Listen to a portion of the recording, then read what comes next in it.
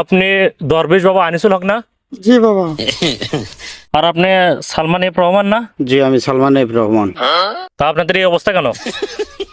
আমরা যাতে ধরছিলাম নৌকো পথে, জনগণ টের পায় আমার আটকে দিচ্ছে, বান্ধে থইছে। তা আপনাদের নেতৃত্ব কয়েকদিন আগে পালিয়ে গেছে, তা আপনারা কি যাইতে পারেননি?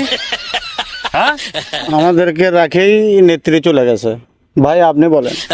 রাখে চলে গেছে। আমরা যাওয়ার মতো কোনো আস্থা পাইনি, আজকে সুযোগ পাইছি যার জন্য বার হয়েছে। তা আপনাদেরকে তো প্লেনে যাওয়ার কথা, তা আপনারা নৌকা পথে কেন? আপনার তো দাড়ি ছিল, আপনি তো এত বড় বড় দাড়ি ছিল, আপনি তো দরবেশ বাবা, জি তা দাড়ি কোথায়? আর চুল, আপনি তো সাদা চুল হওয়ার কথা, নিচে কলপ করছেন। নাউজুবিল্লাহ নাউজুবিল্লাহ। জি কলপ করছে। জীবন বাঁচান পর জীবন বাঁচান ফরজ, যার জন্য দাড়ি কাটে যাতে দেখছি। ও, এখন এই অবস্থা। জি তো আপনারা যেহেতু পালিয়ে যাওয়ার সময় ধরা বললেন, জাতির উদ্দেশ্যে তো অবশ্যই কিছু বলতে হবে, জি। যদি কিছু বলেন।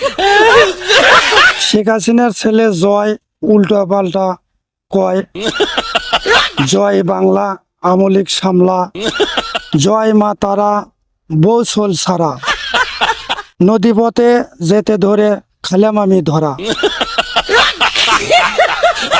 বাংলাদেশের যে অবস্থা, ডক্টর ইউনূস করবি তার ব্যবস্থা। ও, তাহলে জাতির উদ্দেশ্যে আপনাদের এই কথাটাই ছিল। জি দরবেশ বাবার থেকে তো আমরা কিছু শুনলাম, আপনার কি কোনো কিছু বলার আছে? আমার কোনো কথা নাই বাবা, আমি সে। দরবেশ বাবা, ওনাকে তো আমি প্রশ্ন করলাম কিন্তু উনি তো কিছু বললো না। আপনি যদি দর্শকের উদ্দেশ্যে আর কিছু বলেন।